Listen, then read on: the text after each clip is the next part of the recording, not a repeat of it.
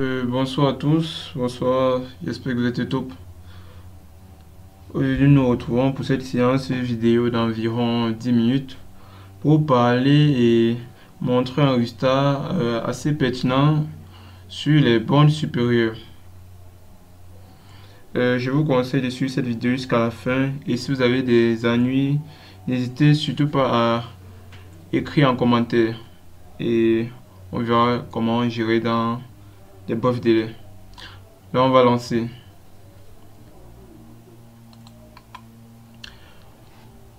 Voici notre énoncé. Il est assez simple. Nous avons soit A et B, deux parties non vides et bornées de R. La question, c'est montrer que sub de A plus B égale à sub de A plus sub de B. Bien sûr, sub désigne la borne supérieure. Sub de A plus B, la borne supérieure de l'ensemble A plus B. Ou bien encore A union B.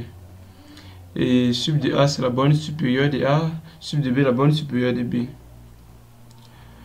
Pour ce faire, nous allons juste vérifier ces deux résultats, c'est-à-dire nous allons vérifier que sub de A plus B est inférieur ou égal à sub de A plus sub de B. Ensuite, nous allons vérifier que sub de A plus sub de B est inférieur ou égal à sub de A plus B. Car s'il y a égalité entre ces deux, si ces deux termes, il y a égalité entre eux, ça veut dire que ce premier est supérieur ou égal au deuxième, le deuxième est supérieur ou égal au premier. Nous commençons donc. Considérons x égale à A plus B, cette partie appartenant à A plus B, avec petit a appartenant à A et petit b appartenant à l'ensemble du grand B. Par définition de la borne supérieure, nous avons A plus petit que sub de A et B plus petit que sub de B. On va essayer un peu de présenter ça. Nous avons la x1, la x plus 1. Supposons que A est dans... là, nous avons x' plus 1. Supposons que A est dans cet ensemble. Si S est dans cet ensemble, ça veut dire quoi? Ça veut dire que, si nous essayons de pointer sur la droite, bien sûr, x' plus grand que x. Nous avons quelque part là un x, quelque part là un x'. La valeur x' plus 1 peut être quelque part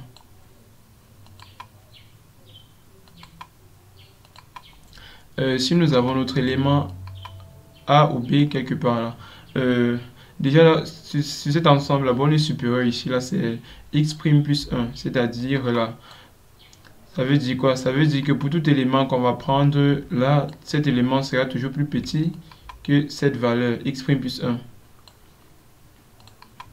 Nous passons donc A inférieur ou égal à sub de A, B inférieur ou égal à sub de B. Maintenant, nous additionnons la ligne du haut et celle du bas. Nous obtenons donc A plus B plus petit, inférieur ou égal à sub de A plus sub de B. Et maintenant, nous obtenons ensuite sub de A plus B inférieur à sub de A plus sub de B, qui est le premier résultat, c'est-à-dire 1. Nous passons maintenant à l'autre relation. Fixons-nous notre epsilon positif.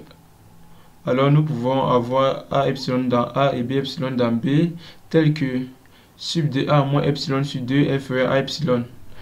En effet, lorsqu'on a la borne supérieure, si nous retranchons une valeur positive, il est possible que nous retrouvons maintenant dans l'ensemble A un élément plus grand que la borne supérieure du milieu de ce epsilon. En fait, qu'est-ce que ça veut dire en termes d'intervalle? Si nous avons alpha ici, la borne supérieure. Et nous sommes ici, à partir de là, nous avons des éléments. Alpha étant la borne supérieure. Si nous prenons un élément, prenons un élément assez proche, A epsilon. Si dans la valeur de alpha, nous retranchons, par la définition de la borne supérieure, si nous retranchons un epsilon à alpha, on peut maintenant trouver ce à epsilon supérieur à la valeur sup de a moins epsilon, qui sera plus petit que a epsilon. De même, sup de b moins epsilon sur 2 inférieur à b epsilon. Et nous pouvons aussi voir notre epsilon sur 2 comme un epsilon prime, toujours positif. Nous allons maintenant sommer les deux relations, c'est-à-dire sup de a plus sup de b moins epsilon inférieur à epsilon plus b epsilon. A epsilon plus b epsilon appartenant à l'ensemble a plus b. Nous obtenons finalement nous obtenons sup de a plus sup de b inférieur ou égal à sup de a plus b, qui est en effet la deuxième relation. Des 1 et des 2, on a donc sup de a plus b égale à sup de a plus sup de b.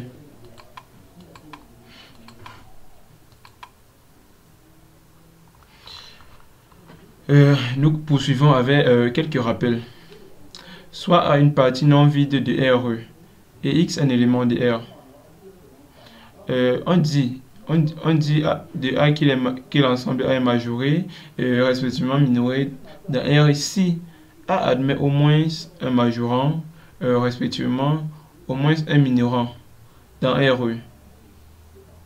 C'est-à-dire ici, il existe M appartenant à R tel que pour tout A appartenant à A, pour tout A appartenant à l'ensemble A, A inférieur ou égal à M. Et ici, nous avons,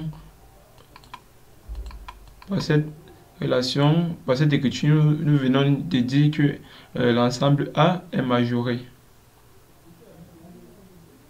Quand on a pu trouver un réel M, tel que pour tout élément dans l'ensemble A été plus petit que le réel M.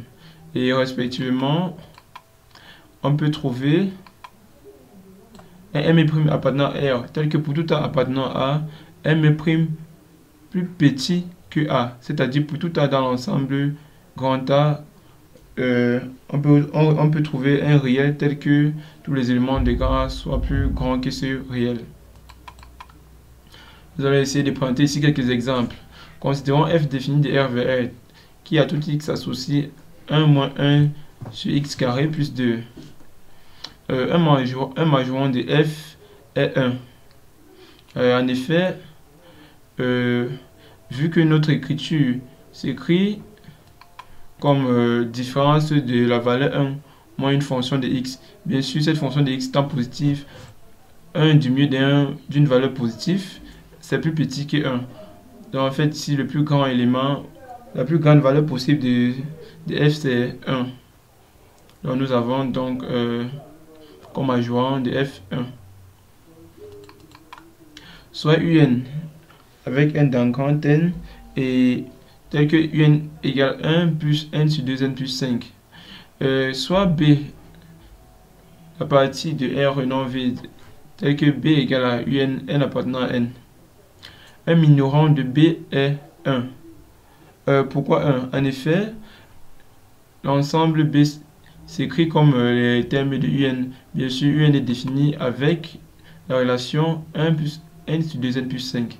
Puisque nous avons une somme de termes positifs et au départ nous avons 1 augmenté d'une valeur positive est toujours plus grand qu'un.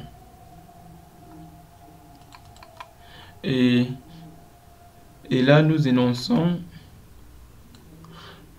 toute partie non vide et majorée de R admet une borne supérieure. De même, toute partie non vide et minorée de R admet une borne inférieure. Nous sommes donc parvenus au thème de cette vidéo.